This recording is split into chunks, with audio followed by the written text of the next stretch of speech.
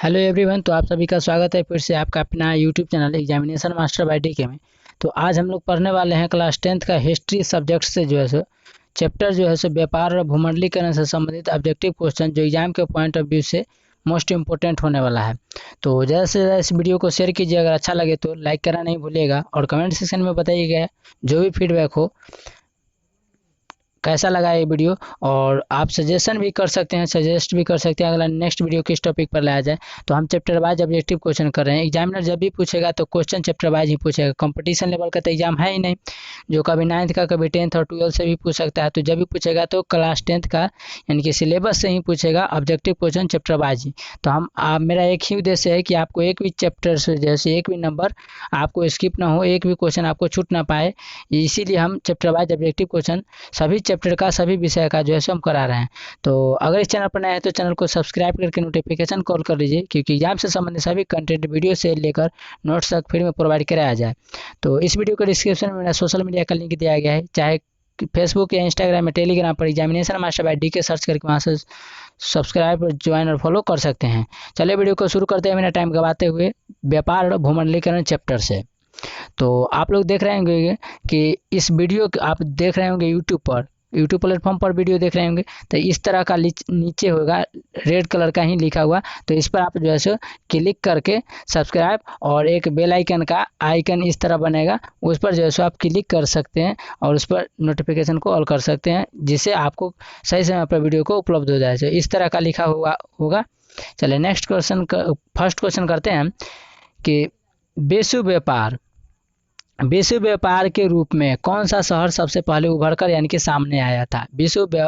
बाजार के रूप में कौन सा शहर सबसे पहले उभर कर यानी कि सामने आया था। तो हम लोग क्वेश्चन पढ़ेंगे और डायरेक्ट आंसर को हिट करेंगे, क्योंकि रिवीजन इज द बेस्ट होता है। तो इसका right answer option number A है, अलेक्जेंड्रिया। अलेक्जेंड्रिया जो है सो विश्व बाजार के रूप में सबसे पहले शहर जो है सो सिटी उभर कर आया था। Alexandria is the right answer है। नेक्स्ट है विश्व बाजार का विस्तार यानी कि फैलाव जो है सो आधुनिक काल में यानी कि मॉडर्न काल में जो है सो किस समय से आरंभ हुआ था, किस समय से शुरू हुआ था। एक बार और क्वेश्चन को पढ़ देते हैं। तो आप लोग से एक रिक्वेस्ट है कि कहीं भी आप आंसर देने से पहले जो है सो आप क्वेश्चन को ध्यानपूर्वक पढ़ ले। क्वेश्चन समझ में ना आए तो एक बार दो बार जरूर पढ़ लीजिए, क्योंकि क्वेश्चन समझने के बाद ही जो है सो आंसर आप सटीक दे पाएंगे। तो विश्व बाजार का विस्तार आधुनिक काल में किस समय से आरंभ किया गया था। तो इसका राइट आंसर जो होगा वो option number B is the correct answer हो जाएगा, यानी कि 18वीं शताब्दी में। कौन सा? तो 18वीं शताब्दी इज द राइट आंसर हो जाएगा। चलिए नेक्स्ट क्वेश्चन करते हैं। क्वेश्चन नंबर 3 है कि विश्व बाजार के स्वरूप का आधार क्या था। विश्व बाजार के स्वरूप का आधार क्या था। तो इसका राइट आंसर है वस्त्र उद्योग, यानी कि कपड़ा, वस्त्र को ही कपड़ा कहते हैं। तो कपड़ा उद्योग यानी कि फैक्ट्री, इंग्लिश में इसको फैक्ट्री कहते हैं। क्या कहते हैं? तो फैक्ट्री कहते हैं।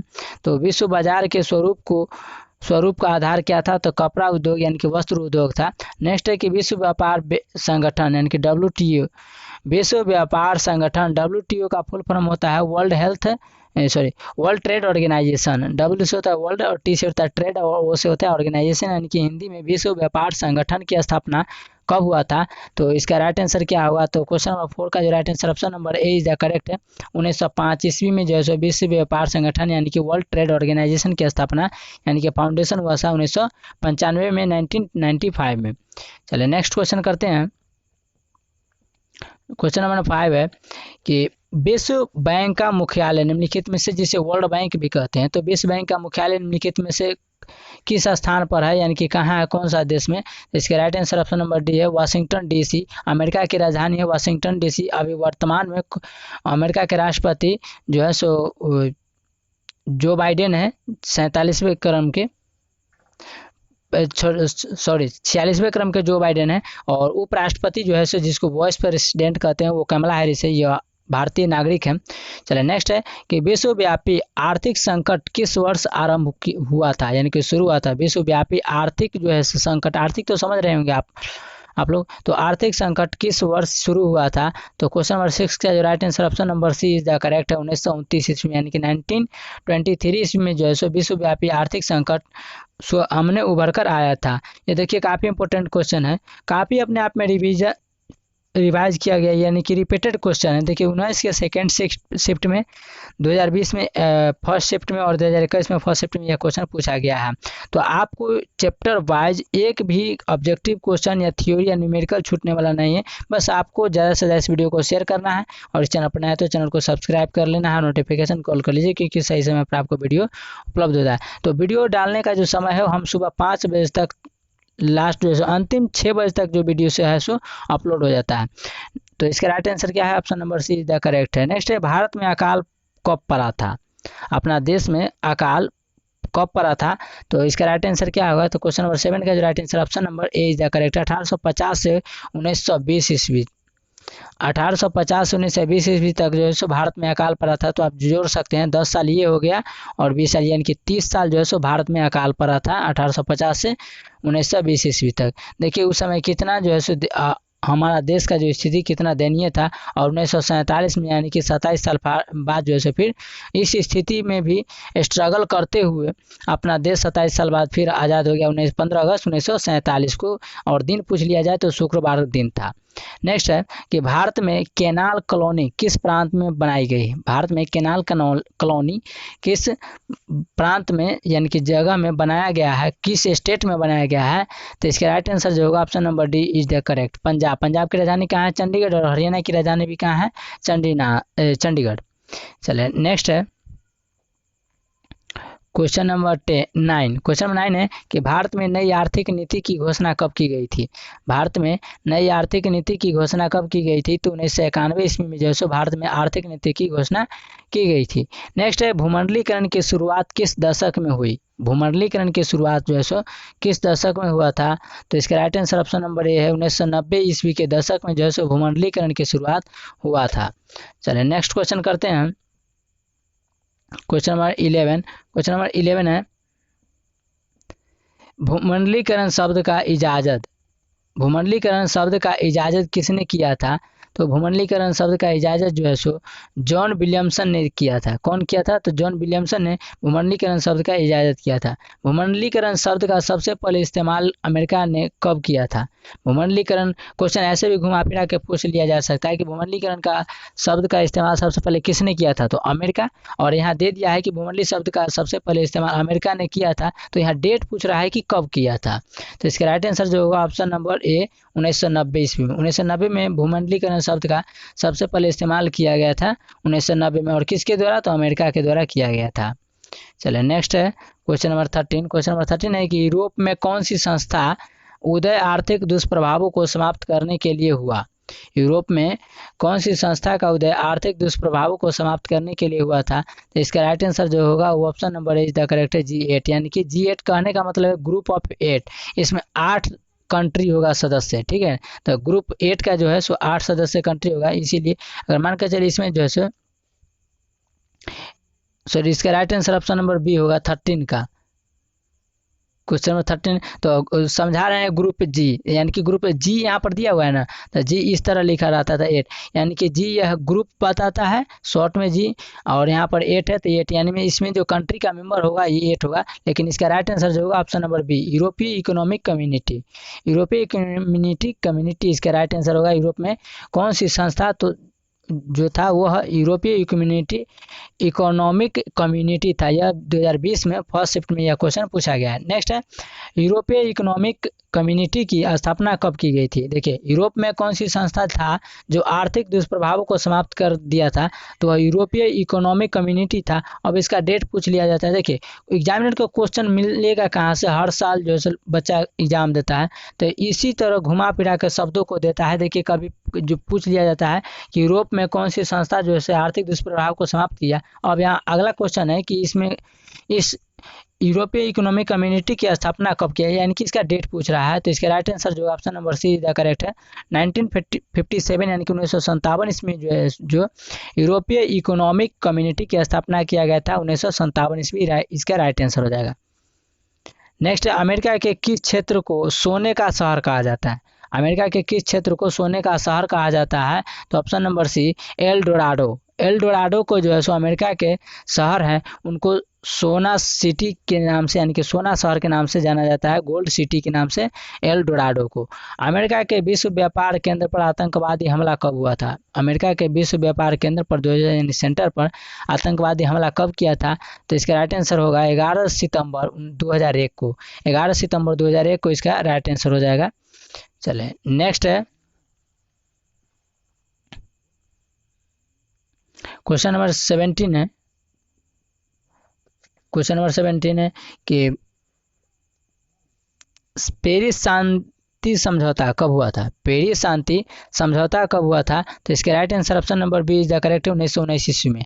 तो 1919 ईस्वी में एक और आंदोलन हुआ था, तो आप लोग कमेंट सेक्शन में बताइएगा कि 1919 में कौन सा आंदोलन हुआ था, सविज्ञा आंदोलन या असहयोग आंदोलन। तो पेरिस शांति समझौता कब हुआ था? तो 1919 ईस्वी में।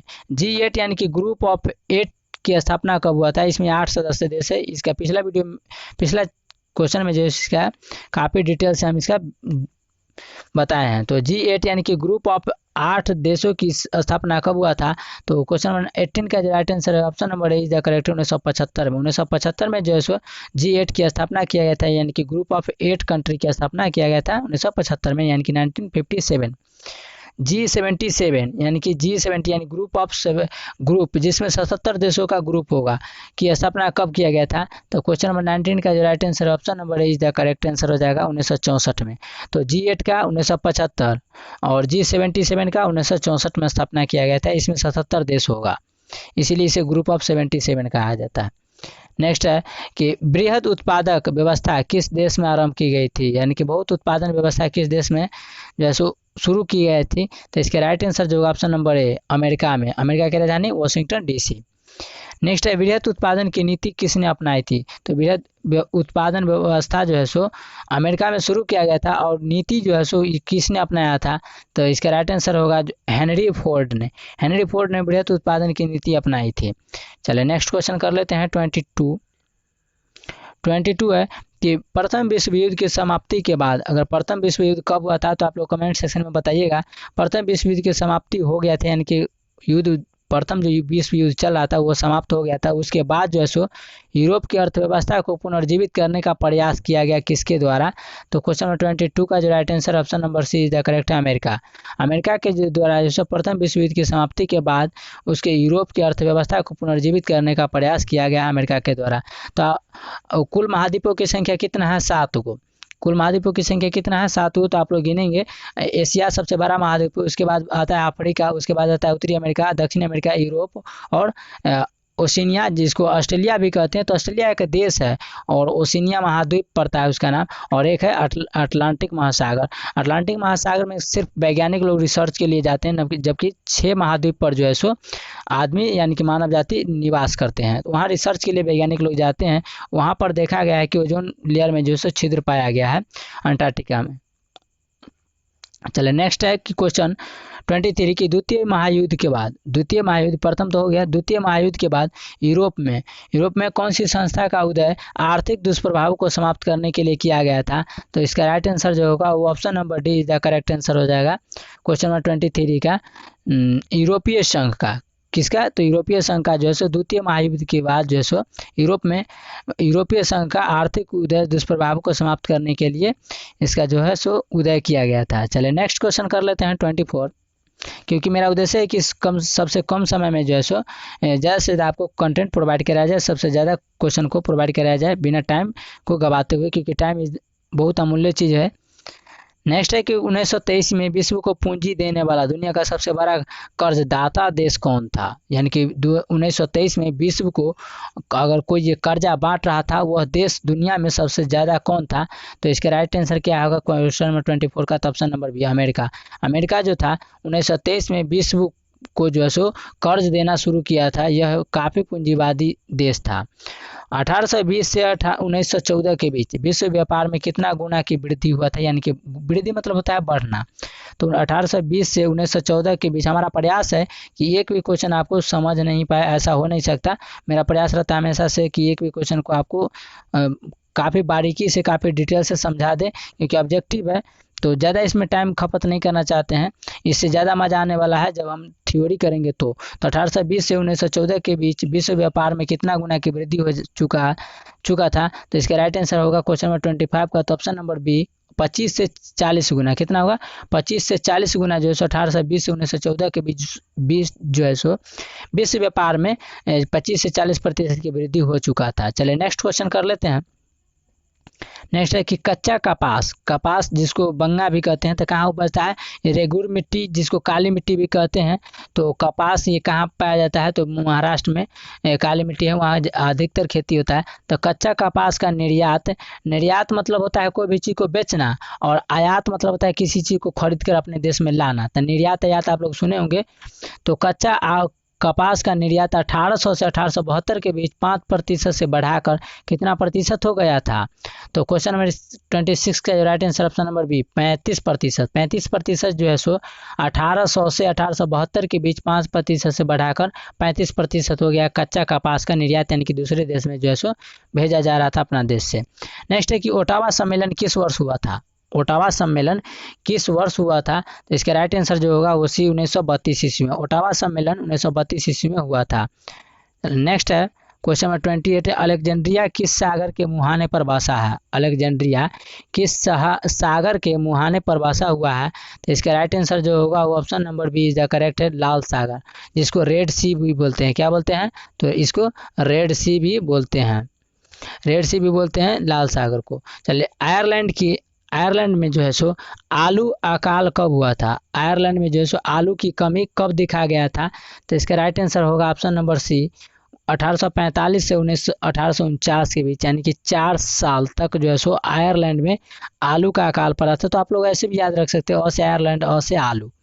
1845 से 1849 4 साल भी ऐसे याद रखेंगे। तो आप लोग हटा के देखिए 1820 से 1835 से काफ़ी ज़्यादा हो गए, 1825 से 1840 ये भी ज़्यादा हो गया, और 1845 से 1849 ये 4 साल है। तो 4 साल भी आप लोग गैपिंग याद रखेंगे तो आंसर जो है सो सटीक टिक लग जाएगा।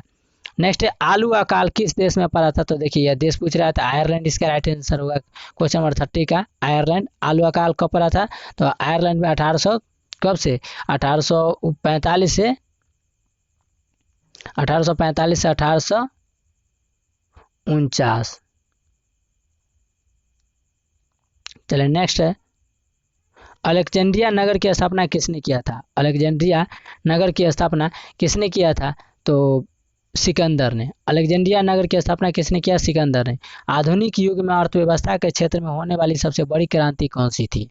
मॉडर्न युग में जो है सो यानी कि आधुनिक युग में अर्थव्यवस्था के क्षेत्र में होने वाली सबसे बड़ी क्रांति कौन सी थी? तो औद्योगिक क्रांति। कौन सा था? औद्योगिक क्रांति, इसका राइट आंसर हो जाएगा।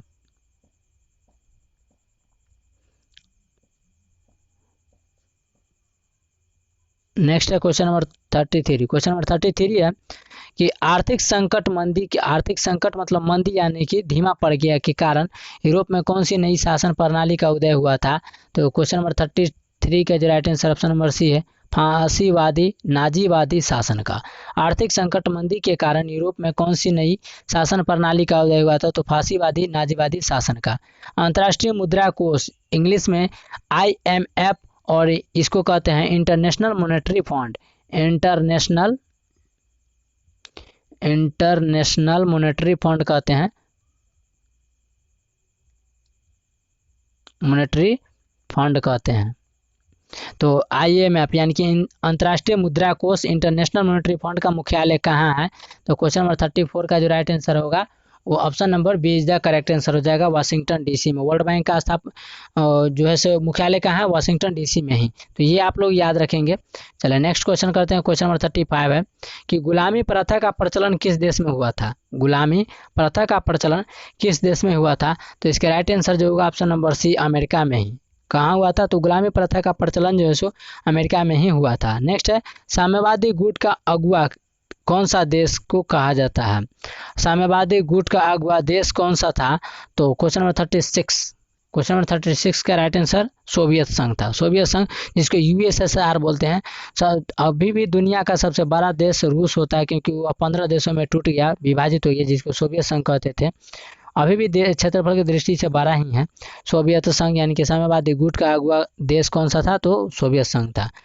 चटनी म्यूजिक किस देश में मशहूर था, चटनी म्यूजिक किस देश में मशहूर था, तो क्वेश्चन नंबर 37 का जो right answer option number C, मियाद और गुयाना में, मियाद और गुयाना में चटनी म्यूजिक जो है संबंध एकदम फेमस था, मशहूर था। नेक्स्ट है क्वेश्चन नंबर 38 की बाजार का स्वरूप विदेशव्यापी, बाजार का स्वरूप विश्वव्यापी किस क्रांति के बाद हुआ, बाजार का स्वरूप विश्वव्यापी किस क्रांति के स्वरूप हुआ था, तो इसका राइट आंसर जो होगा option number A is the correct है, औद्योगिक क्रांति। कौन सा, औद्योगिक क्रांति बाजार का स्वरूप विश्वव्यापी विश्व क्रांति के बाद हुआ। नेक्स्ट है वह देश जिस पर आर्थिक मंदी का प्रभाव बिल्कुल नहीं पड़ा था, यानी कि ऐसा कौन सा देश था जो जिस समय दुनिया पूरे वर्ल्ड जो है सो यानी कि आर्थिक मंदी से गुजर रहा था जबकि उस पर कोई प्रभाव नहीं पड़ा था, तो इसका राइट आंसर होगा ऑप्शन नंबर बी, अमेरिका, क्योंकि उस समय जो है सो ज़्यादा कापिया कर्जा बांट रहा था, पैसा दे रहा था। क्वेश्चन नंबर 39 का राइट आंसर क्या होगा, सॉरी रूस था इसका आंसर, रूस होगा, लेकिन पैसा बांट रहा था सबसे ज़्यादा कौन, तो अमेरिका बांट रहा था, तो इसका right answer option number D है। तो रूस की राजधानी क्या है, मॉस्को, मॉस्को जो है सो यूरोप महाद्वीप में पड़ता है जबकि रूस जो है पूरा देश एशिया महाद्वीप में पड़ता है। तो अगर क्वेश्चन पूछा जाता है कि सबसे बड़ा महाद्वीप कौन सा है, तो एशिया महाद्वीप है। भारत कौन सा महाद्वीप में आता है, तो एशिया महाद्वीप में आता है, ये तो आप लोगों को पता ही होगा, काफ़ी बेसिक क्वेश्चन है। नेक्स्ट है कॉर्न लॉ द्वारा ब्रिटेन में किस अनाज का आयात मतलब लाया जा रहा था, निर्यात मतलब दिया जा रहा था, तो आयात प्रतिबंध कर दिया गया था। तो क्वेश्चन नंबर 40 का राइट आंसर जो होगा वो option number C is the correct है, मक्का का। किसका, मक्का का। जैसे कॉर्न लॉ ब्रिटेन में मक्का का अनाज को आयात को जैसे प्रतिबंध यानी कि उस पर जो है सो प्रतिबंध लगा दिया गया था, रुकावट कर दिया गया था। नेक्स्ट है क्वेश्चन नंबर 41, क्वेश्चन नंबर 41 में है कि जर्मनी की क्षतिपूर्ति राशि को किस सम्मेलन में कम कर दिया गया था, जर्मनी के क्षतिपूर्ति राशि को किस क्षतिपूर्ति राशि को जैसे सम्मेलन में कम कर दिया गया था, तो इसका राइट आंसर जो होगा option number D is the correct है, ब्रुसेल्स सम्मेलन। ब्रुसेल्स सम्मेलन जो है सो जर्मनी की क्षतिपूर्ति राशि के जो सो ब्रुसेल्स सम्मेलन को कम कर दिया गया था। नेक्स्ट है धन निष्कासन के, निष्कासन मतलब होता है कोई भी चीज़ को बाहर निकालना, तो धन निष्कासन यानी कि धन को निकालने के लिए, निष्कासन के लिए सिद्धांत का प्रतिपादन किसने किया था, तो क्वेश्चन नंबर 42 का right answer option number C is the correct Dadabhai भाई नौरोजी। दादा भाई नौरोजी धन निष्कासन के सिद्धांत का प्रतिपादन किया था, दादा भाई नौरोजी। यह कहाँ के थे, तो यह भारत के थे। रेशम मार्ग कहाँ से आरंभ हुआ था, यानी कि रेशम मार्ग मतलब रास्ता, रेशम है जो काफ़ी महंगा होता है, रेशम मार्ग कहाँ से आरंभ किया गया था, क्वेश्चन नंबर 43 का जो right answer option number B is the correct है, चीन से। चीन की राजधानी कहाँ है, बीजिंग, इसकी करेंसी क्या है, रेनमिनबी। रेशम मार्ग कहाँ से आरंभ किया गया था, तो चीन से। नेक्स्ट है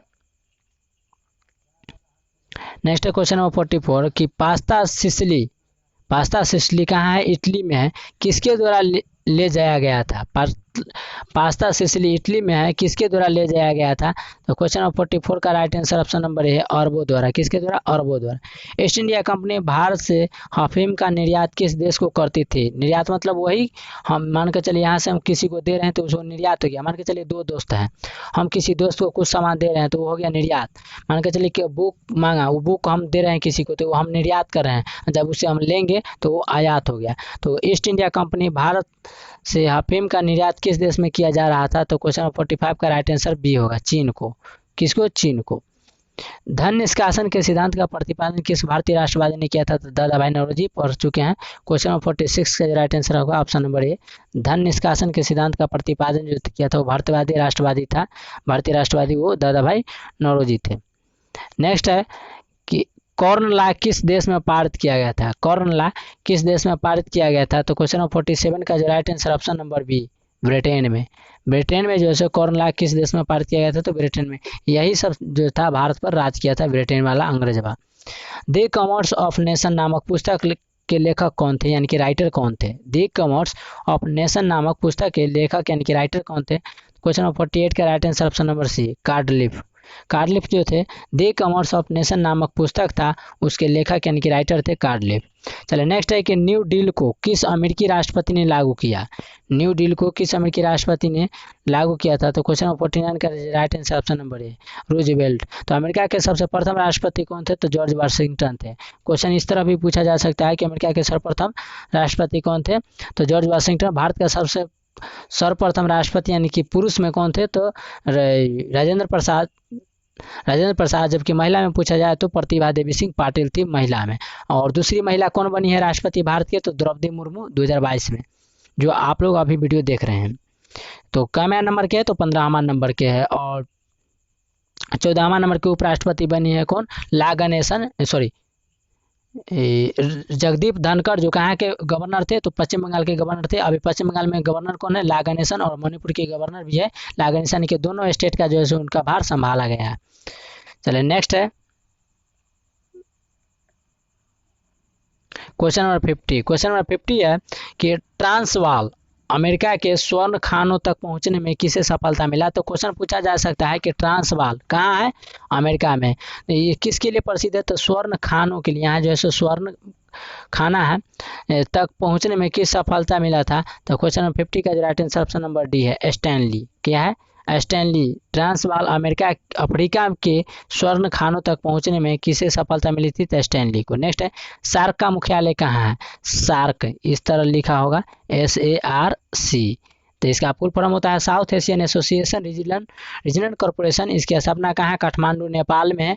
इसमें भारत भी देश है, इसमें जो है 8 देश होता है। तो श्रीलंका, भारत, पाकिस्तान, अफगानिस्तान, नेपाल, भूटान, बांग्लादेश, म्यांमार। क्या होगा, 8 होगा इसमें देश। आप लोग गिन लीजिएगा, क्योंकि गिनेंगे हम तो ज़्यादा टाइम लग जाएगा। एक बार देख लेते हैं, श्रीलंका, भारत, पाकिस्तान, अफगानिस्तान, नेपाल, भूटान, बांग्लादेश, म्यांमार, 8 हो गया। तो यही इसका जो है इसका जो मुख्यालय क्या है, काठमांडू नेपाल में है। इसकी स्थापना जो हुआ था 1885 ईस्वी में हुआ था। तो आप लोग ये सब ही याद रखेंगे, क्योंकि डीपली से क्वेश्चन पूछता है तो स्टूडेंट कहता है कि क्वेश्चन काफ़ी भारी पूछा है। देखिए, जो आपको पढ़ लिए और समझ गए वो हल्का लगता है, आप जो ही नहीं पढ़े वो भारी लगता है। चलिए नेक्स्ट है एशियाई विकास बैंक की स्थापना कब हुआ था। एशियाई विकास बैंक की स्थापना कब हुआ था, तो क्वेश्चन 52 का जो राइट आंसर होगा वो option number A is the correct है, दिसंबर 1966 को। दिसंबर 1966 को एशियाई विकास बैंक की स्थापना हुआ था। नेक्स्ट है एपेक को voice for the Asia Pacific in world affairs. एक बार और रिपीट कर देते हैं, एपेक को voice for the Asia Pacific in world affairs, विश्व मामलों में एशिया प्रशांत की आवाज़ किसने कहा था। विश्व मामले में एशिया प्रशांत की आवाज़ किसने कहा था, तो क्वेश्चन नंबर 53 का जो राइट आंसर होगा option number C, Bob Hawke ने एपेक को voice of the Asia Pacific in world affairs, विश्व मामलों में एशिया प्रशांत का जो है आवाज़ किसने कहा था, तो बॉम हॉक ने। चलिए नेक्स्ट है क्वेश्चन नंबर 54। क्वेश्चन नंबर 54 है कि बर्लिन सम्मेलन में यूरोपीय राष्ट्रों द्वारा अफ्रीका का बंटवारा कब हुआ। बर्लिन सम्मेलन में यूरोपीय राष्ट्रों द्वारा अफ्रीका का बंटवारा कब हुआ था, तो क्वेश्चन नंबर 54 का जो राइट आंसर होगा सी, और 1984 से 1985 यानी कि 1 साल तक जो है बर्लिन सम्मेलन में यूरोपीय राष्ट्रों द्वारा अफ्रीका का बंटवारा हुआ था। अफ्रीका का बंटवारा हुआ 1984 से 1985 में। और भारत का बंटवारा हुआ था कब, 15 अगस्त 1947 में। तो 14 अगस्त को पाकिस्तान अपना आज़ादी दिवस मनाता है, जबकि हम लोग मनाते हैं 15 अगस्त 1947 को। नेक्स्ट है और 1971 में जो है इंडोनेशिया आज़ाद हुआ था। नेक्स्ट है कि ओपेक की स्थापना कब की गई थी। ओपेक की स्थापना कब किया गया था, तो क्वेश्चन नंबर 55 का right answer option number B is the correct answer हो जाएगा। क्या है, 1960 में ओपेक की स्थापना किया गया था। तो हमारे साथ बोला कीजिए, क्योंकि रिवीजन इज द बेस्ट होता है, और जो भी बोलकर पढ़ेंगे तो इससे संबंधित या यही क्वेश्चन जो है सेम टू सेम कहीं पढ़ेंगे तो आपका दिमाग जो है यानी कि ब्रेन हिंट करेगा कि इसका राइट आंसर कौन है। चलिए नेक्स्ट क्वेश्चन करते हैं 56। क्वेश्चन नंबर 56 है कि दक्षेस की स्थापना कब की गई थी। दक्षेस की स्थापना कब की गई थी, तो 1985 ईस्वी में। 1985 ईस्वी में जो है दक्षेस की स्थापना किया गया था। नेक्स्ट है ब्रेटन वुड्स सम्मेलन किस वर्ष हुआ था। ब्रेटन वुड्स सम्मेलन किस वर्ष हुआ था, तो ऑप्शन नंबर इसका सी इज द करेक्ट आंसर हो जाएगा 1944 ईस्वी में। ब्रेटन वुड्स सम्मेलन की स्थापना जो है 1944 यानी कि 1944 में किया गया था। चलिए नेक्स्ट क्वेश्चन कर लेते हैं, और इस टॉपिक का जो यानी कि चैप्टर का जो है लास्ट ऑब्जेक्टिव क्वेश्चन होगा। तो इसके बाद जो है सो प्रेस संस्कृति एवं राष्ट्रवाद चैप्टर से जो है सो हम ऑब्जेक्टिव करा देंगे। तो सभी सब्जेक्ट का आप लोग टेंशन नहीं लीजिए, आप लोग के इतना ही करना है, ज़्यादा से ज़्यादा इस वीडियो को अपने स्टडी ग्रुप में शेयर करना है और अपने दोस्तों को इस चैनल के माध्यम से जोड़ना है। Examination master bye DK search करके आप सब्सक्राइब और नोटिफिकेशन कॉल कर लीजिएगा। और वीडियो अच्छा लगे तो लाइक कीजिएगा, क्योंकि एक लाइक आपका किया हुआ कुछ नहीं जाता है, लेकिन हमें मोटिवेट होता है कि चलिए आपको सही जो सो कंटेंट एग्जाम से संबंधित प्रोवाइड हो रहा है फ्री में। चलिए अन्य यूट्यूब चैनल है जो नोट्स और PDF जो सो बेचता है, लेकिन हम फ्री में प्रोवाइड कराते हैं अपना टेलीग्राम चैनल पर examination master bye DK। Instagram भी एग्जामिनेशन मास्टर बाय DK आप सर्च करके वहाँ से ज्वाइन और फॉलो कर सकते हैं। नेक्स्ट है, प्राचीन काल में किस स्थल मार्ग से एशिया और यूरोप का व्यापार होता था? प्राचीन काल में यानी कि पहले के काल में जो सो स्थल मार्ग में एशिया और यूरोप का प्राचीन जो है व्यापार किस माध्यम से होता था? तो क्वेश्चन नंबर 58 का जो राइट आंसर होगा option number B is the correct, रेशम मार्ग से। रेशम मार्ग से जो है प्राचीन काल में स्थल मार्ग से, स्थल मतलब होता है कि जैसे कि रोड से चलकर, और जल मार्ग होगा जल से चलकर, वायु मार्ग हो गया यानी कि ऊपर ऊपर हवा में उड़कर यानी कि जहाज से। तो स्थल मार्ग से जो है रेशम का मार्ग होता था। तो आई होप ये वीडियो आप लोग को अच्छा लगा होगा। तो आज के लिए इतना है, थैंक यू, जय हिंद जय भारत। मिलेंगे नेक्स्ट वीडियो में नेक्स्ट टॉपिक के साथ।